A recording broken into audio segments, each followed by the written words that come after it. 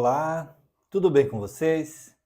Sejam bem-vindos ao nosso programa número 75 desse estudo, Refletindo Kardec, que trazemos sempre com o apoio e divulgação da Sociedade Espírita Francisco de Assis, de Amparo aos Necessitados, a CEFAM, aqui da nossa cidade de Ponta Grossa. Se você tem acompanhado nossos estudos sobre os fluidos, tem percebido que o nosso objetivo é tentar compreender como é que os espíritos manipulam esses fluidos e de que forma os fluidos vêm a constituir o perispírito, que foi o início do nosso estudo. E hoje, ainda dentro do livro A Gênese, ainda no capítulo 14, nós vamos ler uma anotação de Kardec muito interessante sobre a transformação desses fluidos com relação ao pensamento do espírito. Nós não podemos esquecer de que o espírito, mesmo estando desencarnado, estando fora do corpo físico, ele continua tendo a sua individualidade e, portanto, seu pensamento, sua vontade, seus sentimentos. Nós não deixamos de ser o que nós somos na essência só porque não estamos com o corpo físico. O nosso corpo físico, ele é a ferramenta pela qual nós expressamos os nossos desejos, as nossas vontades, mas não é ele que dá esse sentimento ao espírito, é justamente o contrário. Então, Kardec vai iniciar dizendo aqui no item 13, que eu recomendo você a leitura, de que os fluidos espirituais são uma espécie, são uma parte do que seria o fluido cósmico. Então, ele diz que o fluido cósmico é o veículo pensamento como o ar é o do som. E aí ele prossegue em duas informações assim, muito esclarecedoras. Ele diz assim: os espíritos atuam sobre os fluidos espirituais, não manipulando-os como os homens manipulam os gases, mas empregando o pensamento e a vontade. Para os espíritos, o pensamento e a vontade são o que é a mão para o homem. Pelo pensamento, eles imprimem àqueles fluidos tal ou qual direção, os aglomeram, combinam ou dispersam, organizam com eles conjuntos que apresentam uma aparência, uma forma, uma coloração determinadas. Mudam-lhes as propriedades, como um químico muda a dos gases ou de outros corpos, combinando-os segundo certas leis. É a grande oficina ou laboratório da vida espiritual. Algumas vezes, essas transformações resultam de uma intenção. Doutras são produto de um pensamento inconsciente. Basta que o espírito pense uma coisa para que esta se produza, como basta que molde uma área para que esta repercuta na atmosfera. Bom, na sequência, ele vai falar que através desse pensamento, o espírito também vai manipular, por exemplo, os fluidos, a fim de moldar o seu perispírito e torná-lo com determinada aparência que ele deseje, quando vier a ser visível por aqueles que dispõem de mediunidade, de clarividência.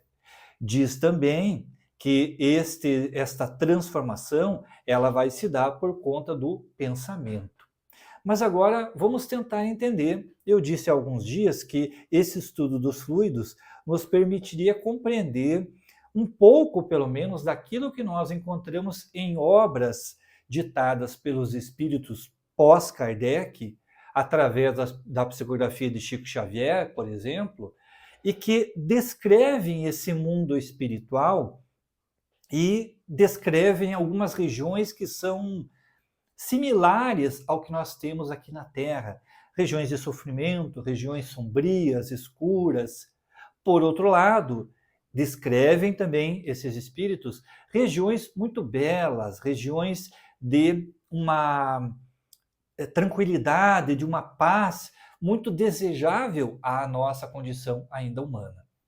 Então, nesta explicação, Allan Kardec vai dizer que este fluido espiritual, ou seja, o elemento que existe de matéria no mundo espiritual, também é extraído do fluido cósmico universal.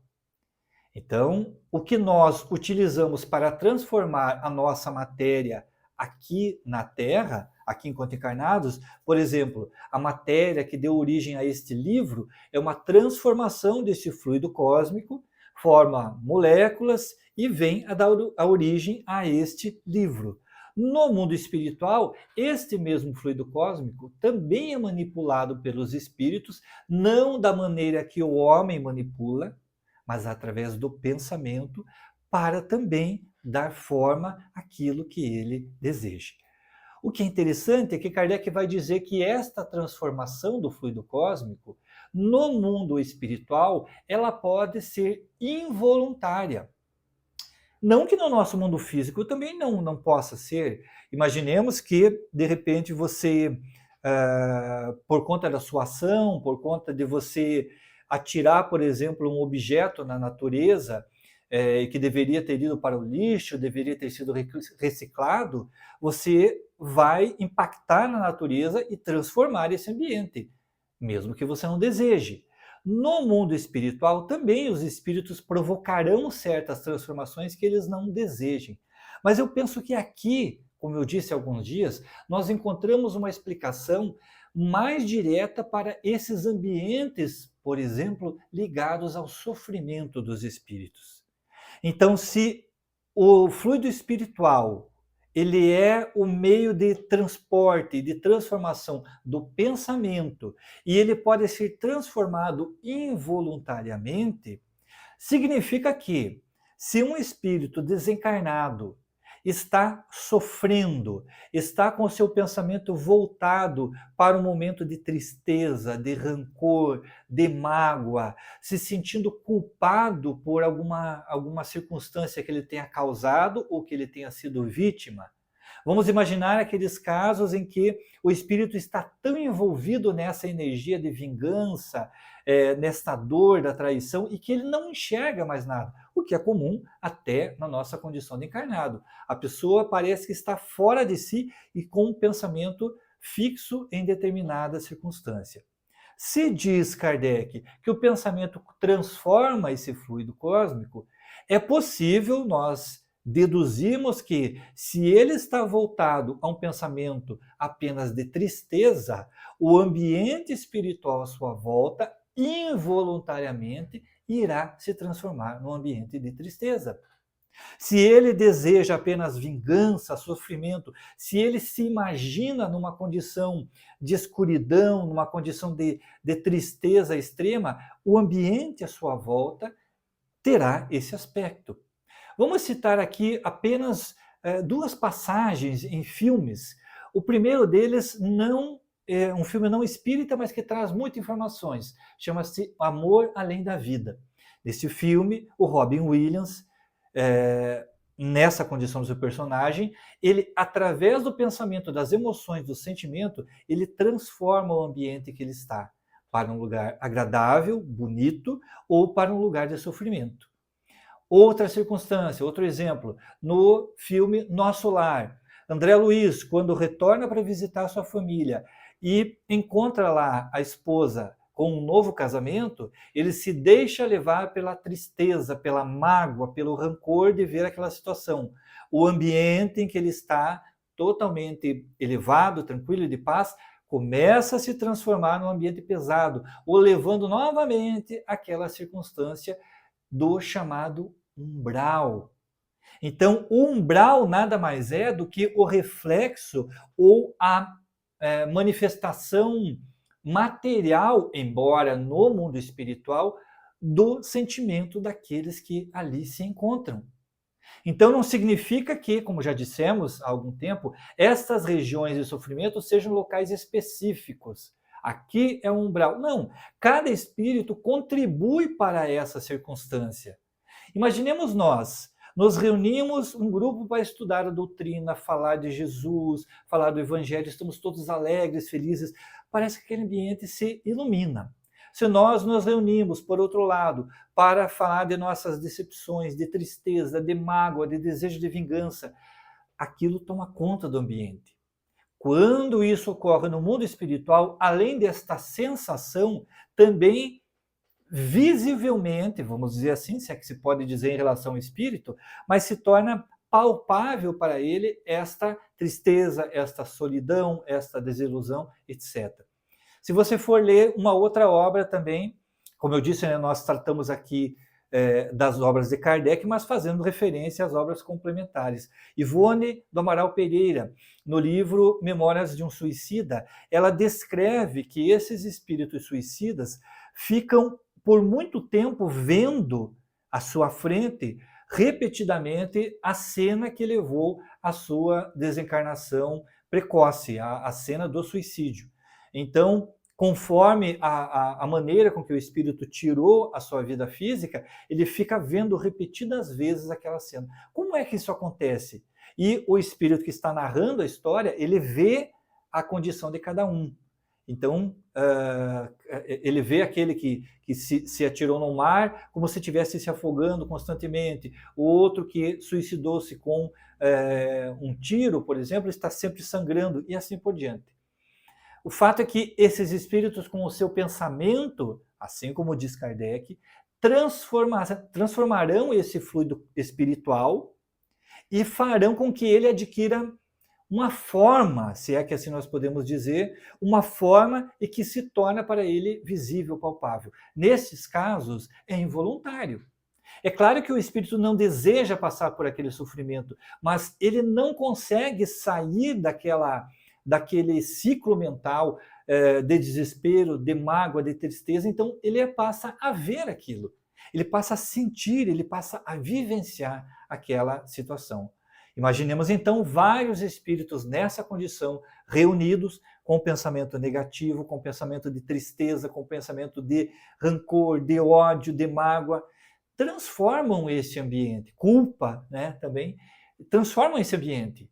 Fluidicamente esse ambiente se transforma, esse ambiente passa a ter as características daquele sentimento que eles estão vivendo.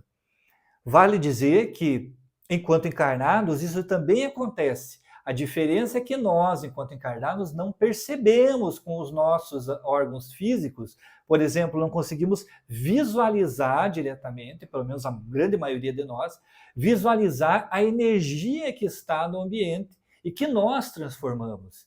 Então, como eu disse, o ambiente de oração estará cheio de luz, de paz. O ambiente pesado de vingança estará, com certeza, muito mais carregado energeticamente.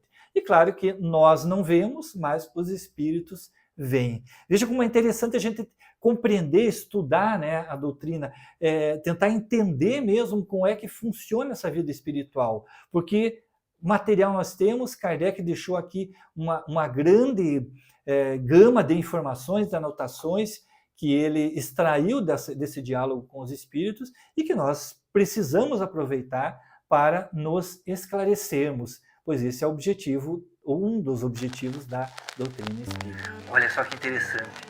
Um pouco mais adiante, nesta parte do livro A Gênese, Kardec vai falar sobre a transformação do fluido cósmico para o fim de transportar os pensamentos. E ele vai dizer que o pensamento acaba sendo uma matéria, como nós já ouvimos outras vezes, mas que ela pode ser transportada por esse fluido cósmico universal. Interessante isso, né? Você já parou para pensar que o seu pensamento pode ser transportado para outros lugares através deste fluido espiritual? Aguardo você na próxima semana para nós darmos continuidade ao estudo do livro A Gênese, nessa parte dos fluidos, e peço a você que acompanha os nossos estudos. Este estudo nós transmitimos pelos canais da Sociedade Espírita Francisco de Assis, de Amparo aos Necessitados, a CEFAM, e é importante que, se você puder, deixar lá o seu like, se você gostou do nosso vídeo, seguir esse canal, a fim de que ele possa ser divulgado e chegar ao maior número de pessoas interessadas em estudarem conosco. Nós não fazemos ideia do quanto é importante para alguém, em determinado momento da sua luta, da sua vida terrena, encontrar uma orientação, um convite ao estudo, que é o que nós sempre fazemos. Nosso objetivo aqui não é exaurir nenhuma questão, mas convidar você aos estudos e trazer uma singela, humilde contribuição dentro desse nosso aprendizado eterno. Que Jesus abençoe a sua semana, tenha uma semana de muita paz, amor, alegrias, e nos encontramos aqui na próxima sexta-feira. Tchau!